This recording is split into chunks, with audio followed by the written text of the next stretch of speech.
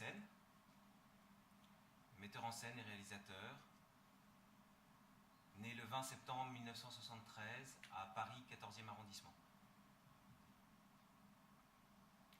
Poids à la naissance, 3,8 kg. Poids actuel, 75 kg en période de répétition et de création, 78 kg en période de repos. Voilà la question. Combien pèse le cinéma dans le poids que je fais aujourd'hui?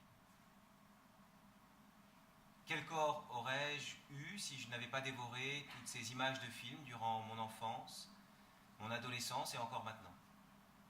Bref, quelle est la part de chair du 7e art dans ma vie? Pour y répondre, je pars à la recherche de ma cinématographie enfantine et adolescente.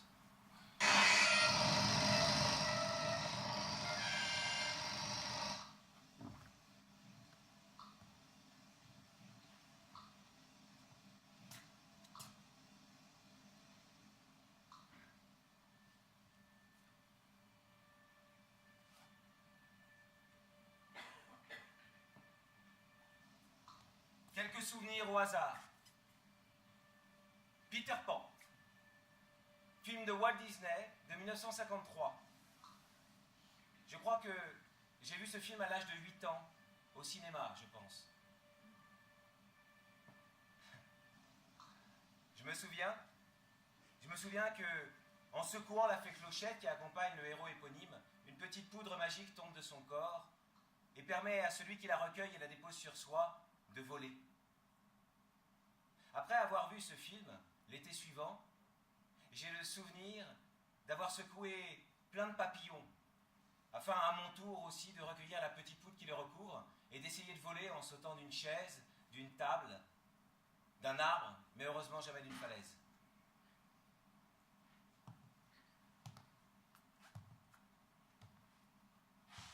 Tarzan. Série de films en noir et blanc des années 30, avec le champion de natation autrichien Johnny Weissmuller dans le rôle titre. Je me souviens encore de la fausse promesse de mon père au sujet de Tarzan. Il a encore un peu honte quand je lui en parle, je le vois à son sourire gêné. Je rêvais alors d'avoir une jungle dans ma chambre, comme celle de mon héros à moitié à poil, avec des lianes accrochées au plafond. Pas de problème, me disait mon père architecte. Je vais te construire une jungle. Tu vas vivre dans une jungle. J'ai attendu la jungle, mais malheureusement ma chambre n'a jamais subi la séance de métamorphose sauvage qui m'aurait propulsé dans le monde de Tarzan, Cheetah et Jane.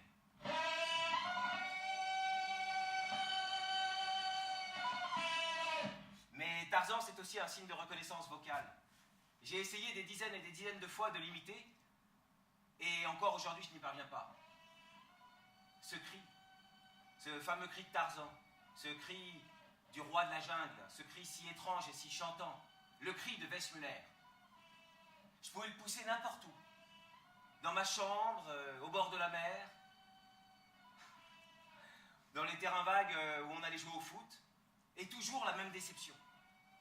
Je n'avais pas la voix de Tarzan, je n'avais pas son cri.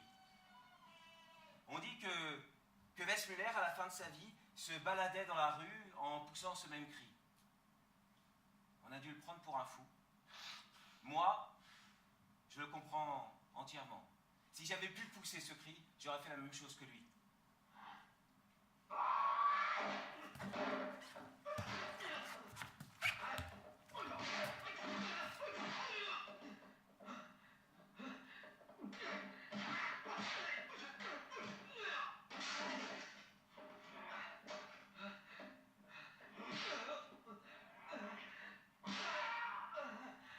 Avec les films de Kung-Fu, en particulier avec ceux de Bruce Lee, se passait un phénomène physique étrange en moi. À peine sorti du cinéma, devant tous les passants, en plein boulevard, après avoir vu Opération Dragon, le jeu de la mort, je prenais mon élan et sautais le plus haut possible pour essayer de faire ce coup de pied en l'air que m'avait montré mon maître cinématographique en arts martiaux, Bruce Lee. Si j'ai pris des cours d'acrobatie durant cette période, c'est sans doute pour essayer de de faire ces mêmes sauts périlleux que ceux que faisaient ces combattants cinégéniques venus de Hong Kong. Et mon maître Bruce Lee était pour moi quelqu'un d'absolument extraordinaire.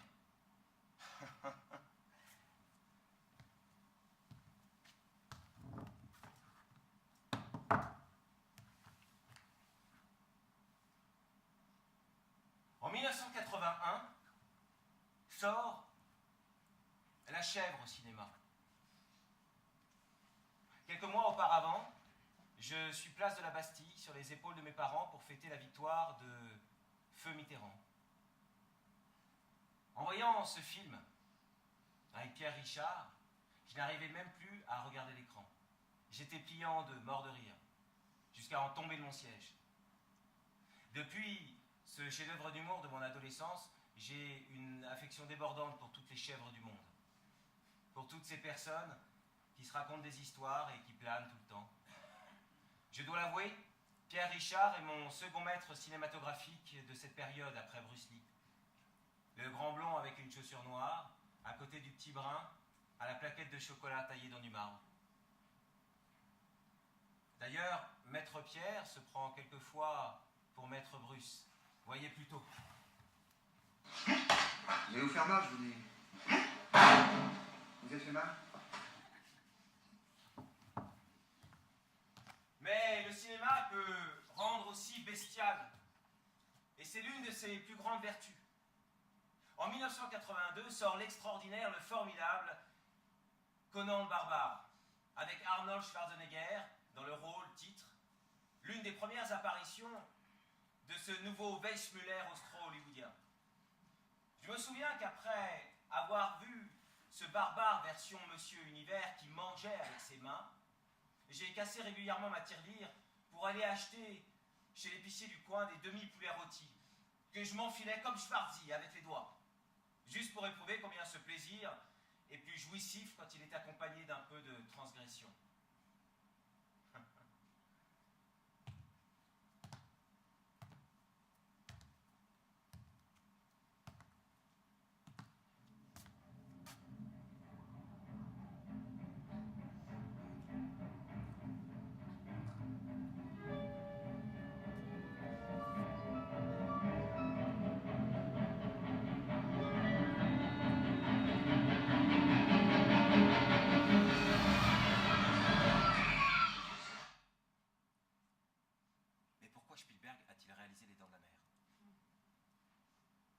Même si j'ai vu ce film sur un tout petit écran à la télé, et il y a de ça un peu moins de 30 ans, eh bien, ce film de vraie horreur continue de me hanter. Depuis, je ne peux pas faire trempette en Bretagne, dans une eau a priori trop froide pour les requins blancs, sans avoir peur de me faire bouffer les deux jambes. Je ne comprends pas. Je ne comprends pas ce qui s'est passé. Quelquefois, le cinéma peut rendre con, peut rendre ton imaginaire et ton corps complètement con. Combien de nos peurs débiles ont-elles pris racine dans notre enfance et dans ce délire immodéré que nous avons eu à l'égard des films cultes de cette période? Merci, Monsieur Cinéma, de me rappeler qu'à presque 40 ans, je suis encore ce petit gamin irrationnel qui a peur, en nageant dans l'eau, de voir apparaître dans son champ de vision un aileron de requin. Mais de tous ces films, de cette période à la fois ridicule et émouvante, se projetait de temps en temps l'ombre étrange d'autres films, ombre qui m'inquiétait, qui me troublait au plus haut point. Des films dits d'adultes, non pas des vrais films d'adultes, non pas des faux films plutôt d'adultes, comme les films porno, que tous les gamins naturellement libidineux et curieux matent en cachette, mais des vrais films d'adultes. Des films dont le rythme, l'écriture de dialogue, le jeu des comédiens suscitent la plus efficace des censures chez les jeunes spectateurs, l'ennui. Il m'est arrivé en effet de voir des films et de m'ennuyer. J'ai vu en effet des films qui m'ont ennuyé et qui m'ont bouleversé, qui m'ont angoissé et qui m'ont fasciné. Des films qui allaient devenir plus tard mes films. Je me souviens par exemple de Dersu Uzala, un film d'Akira Kurosawa, adaptation cinématographique russo-japonaise du livre d'Arseniev. Ce film sorti en 1975, je l'ai vu lors de sa reprise en salle avec ma tante Christine et mes deux cousins. Ma tante avait eu la géniale idée de nous emmener voir ce chef-d'œuvre cinématographique du cinéma japonais ultra emmerdant pour des enfants de 10-11 ans. J'ai le souvenir de séquences interminables avec un vieux monsieur recouvert de peau de bête, marchant dans la forêt, elle-même recouverte, non pas de peau de bête, mais de neige. J'ai le souvenir d'un film parlant, où ça ne parlait jamais. J'ai le souvenir d'un film avec 1 milliard de points d'interrogation dans mes yeux. J'ai le souvenir qu'après cette séance interminable, nous sommes allés jouer comme des enfants normaux au parc d'à côté et que j'ai eu un mal fou à jouer avec mes deux cousins, tellement ce drôle de film oriental m'avait bouleversé, perturbé.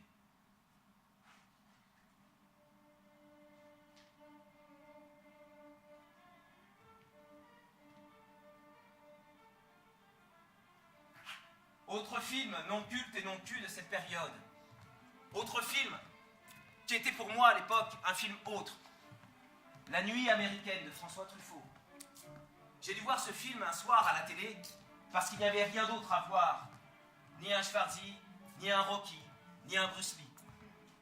Mais pourquoi malgré tout suis-je resté si longtemps à voir ce film ovni? Ce film qui ne raconte rien, ou plutôt presque rien. Un film qui raconte seulement l'histoire d'un tournage de film qui se passe mal. Comment ai-je pu passer si longtemps devant la télé à voir La Nuit américaine? Qu'est-ce qui s'est passé en moi alors que j'avais 10, 11, 12 ou 13 ans, je ne me souviens plus? Qu'est-ce qui m'a motivé à m'ennuyer devant La Nuit américaine? Peut-être cette voix incompréhensible, ce ton si bizarre pour des acteurs professionnels et pourtant si peu artificiel, cette profondeur de pensée insupportable pour un gamin comme moi à l'époque biberonné à Schwarzy, Rocky ou Bruce Lee, cette voix de cinéphile, cette voix aux 400 coups, nouvelle vague de mon existence à venir. Depuis que je fais du cinéma, j'ai toujours redouté ce qui vient d'arriver, le tournage arrêté par la mort d'un acteur. En même temps qu'Alexandre, toute une époque du cinéma va disparaître. On abandonne les studios, les films se tourneront dans les rues, sans vedette et sans scénario. On ne fera plus de films comme je vous présenterai maintenant.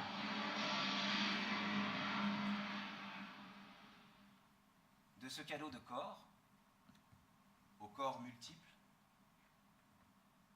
de tous ces corps du 7e art que j'ai reçus depuis ma plus tendre et ennuyeuse enfance, je suis redevable. Et je veux, à présent, redonner cette part de chair au 7e art et m'acquitter de cette dette physique et imaginaire que j'ai contractée et que je contracte encore auprès de bien des films. The show must go on. Come rain, come shine, come snow, come sleet. The show must go on. Film populaire. Film d'auteur. Film en noir et blanc. Film en couleur. Film parlant.